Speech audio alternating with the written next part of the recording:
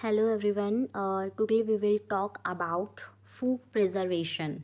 What is preservation and the advantage of preservation, scope of food preservation. Food preservation refers to the process treating and handling food to stop spoilage and preserve its nutritional quality for future consumption.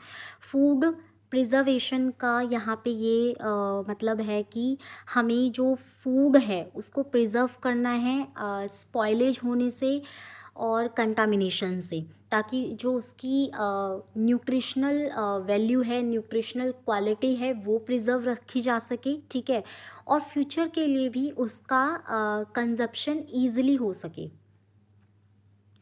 Next is principles of food preservation कि food जो preservation है उसके क्या क्या principles हो सकते हैं, उसके क्या क्या सिद्धांत हो सकते हैं. Here is first is high or low temperatures. We can use in food high or low temperatures so that we can maintain the quality of food. We can preserve the food for long time. We can extend the quality of food. We can enhance the shelf life of food products using extreme temperatures to kill microbes and enzymes, different kinds of microorganisms, different kinds of enzymes who those are responsible for spoilage of food. Acidification, preserving food with acids to inhibit bacterial growth. We can use salt and sugar to preserve the food products. And the third one is dehydration, removing water to prevent microbial growth and spoilage. We can use the dehydration method also in different food methods, like we can use in fruits, dry fruits, and for pickles and so many foods, so that we can enhance the quality of different food products. Disadvantages of food preservations.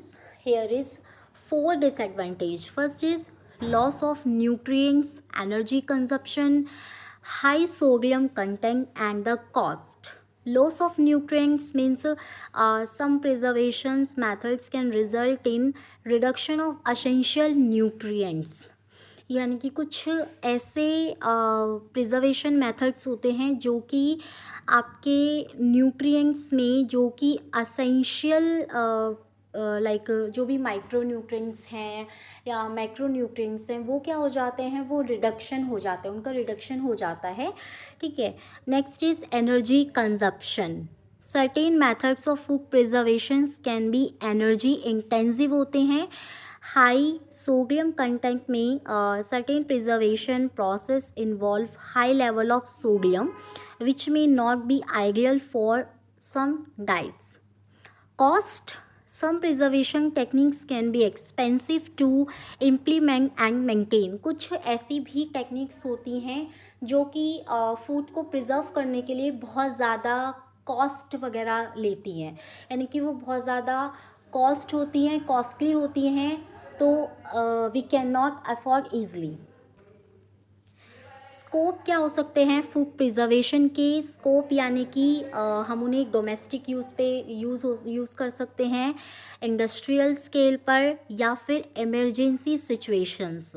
We know about the domestic use और industrial scale, these are the basic. But emergency situations, how can we like save our food products in emergency situations? कई सारी ऐसी होती है कि बहुत ही प्राकृतिक आपदाएं या फिर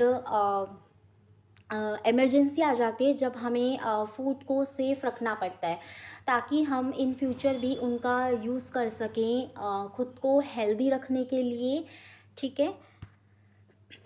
What are the different examples of food preservation techniques? Canning, pickling, freezing, and dehydration. Canning is a heat treatment technique. यानी कि fruits, vegetables and meats are preserve in cans with heat processing. इसका जो temperature होता है वो 100 degree Celsius और ज़रूरत पड़ने पर 100 डिग्री सेल्सियस से अबव भी कर सकते हैं अगर किसी फूड प्रोडक्ट को हमें सेव करना है। पिकलिंग यानी कि food items like cucumbers and beets are preserve in acidic solutions में। हम क्या करते हैं कि जो पिकल्स होते हैं उन्हें सॉल्ट के थ्रू क्या कर सकते हैं, हम प्रिजर्व करा सकते हैं, या आपके जो कुकुम्बर्स हैं, बीट्स हैं, एसिडिक सॉल्यूशंस देकर हम उनको प्रिजर्व करा सकते हैं। Freezing prevents spoilage by reducing the temperature to inhibit microbial growth.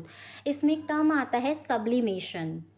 Sublimation like solid और गैस का कुछ कॉम्बिनेशन होता है, जिससे क्या होता है कि आपका जो स्पॉइलेज है वो प्रिवेंट रहता है, और हम क्या कर सकते हैं कि माइक्रोबियल की ग्रोथ को उससे हम स्टॉप करा सकते हैं।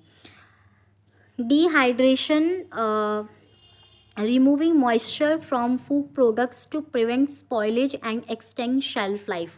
Dehydration is a very basic method to preserve the food products contamination and spoilage को हम इनसे दूर करा सकते हैं।